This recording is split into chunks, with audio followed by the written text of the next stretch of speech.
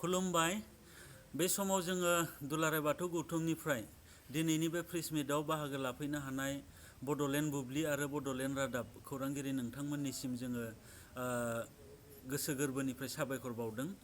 बे समाव जोङो मोनसे ससियेल मिडियायाव भाइरेल जाबाय थानाय बाथौ धोरोमखौ लानानै सासे सुबुङा भाइरेल खालामनाय खौरांखौ लानानै जोङो दिनै प्रेस मिट होनाय जाबाय। जे जोबोद दुखुनांथावनि बाथ्रा दि तामुलपुर जिल्लानि सासे सोद्रोमा बबे राजखान्थि हान्जानि सोद्रोमा बिथांखौ मिन्थिनाय जायाखै, बबे राजखान्थि हान्जानि दैदेनगिरि बिथांखौ मिन्थिनाय जायाखै, बिथांखौ जोङो जितेन मुसाहारि होननानै मिन्थिनाय जादों।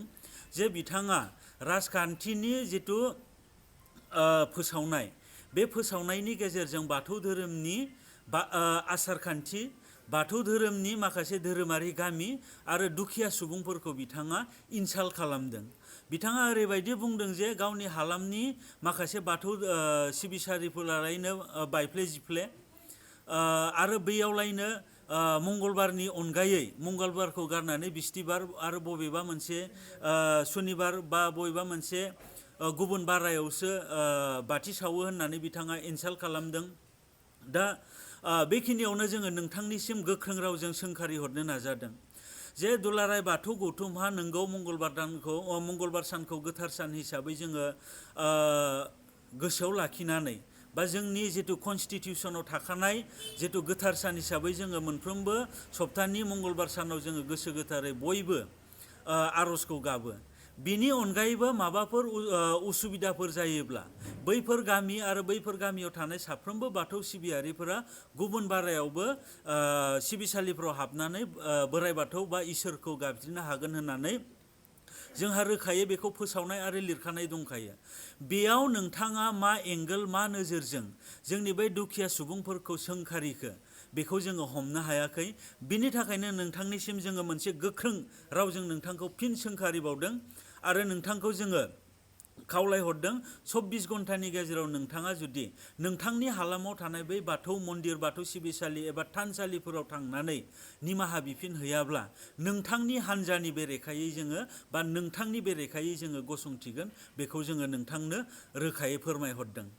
लोगोसे नोंथांखौ सोंखारि हरदों, जानो हागौ नोंथाङा बबेबा मोनसे बर'निनो गोख्रों राजखान्थि हान्जानि सोद्रोमा बा दैदेनगिरि। जुदि नोंथाङा नोंथांनि हालामाव थानाय बैफोर बायफ्ले जिफ्ले बाथौ सिबिसालि बा बाथौ थानसालिफोरखौ नुदोंब्ला, नोंथांनि गामियाव थानाय दुखिया बाथौआरिफोरखौ नुदोंब्ला नोंथाङा बेखौसो आवगायनांगौमोन जे बैफोर बाथौ सिबिसालिफोरखौ नोंथाङा बोरै उन्नत खालामनो। नोंथाङा बैफोरनि बायफ्लेनाय जिफ्लेनाय जिथु थिं, जिथु औवानि बेरा, बेफोरखौ फोसाबनो नाजायाबालासिनो नोंथाङा मानो इन्जय खालामखो? नोंथाङा मानो इनसाल्ट खालाम मिनिखो? हयथ' नोंथांनि बिखायाव बियो पाप नांगोन। ओरैबायदि पाप नांगोन नोंथाङा सानसे रावजोंबो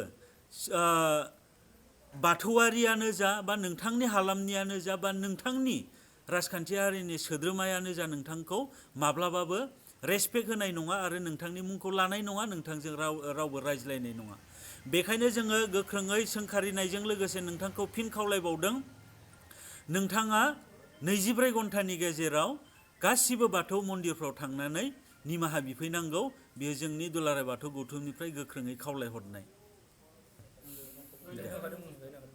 लोगोसे नोंथांखौ खावलायनो सानदों, नोंथाङा जिखि राजखान्थियारि हान्जायाव थाया मानो, नोंथाङा बै राजखान्थि हान्जायाव थानानै गामि ओनसोलफोराव थांनानै राजखान्थिनि सोमोन्दै माखासे डेभेलपमेन्टेल प्रजेक्टफोरखौ लानानै नोंथाङा फोसावहैनो हागोन।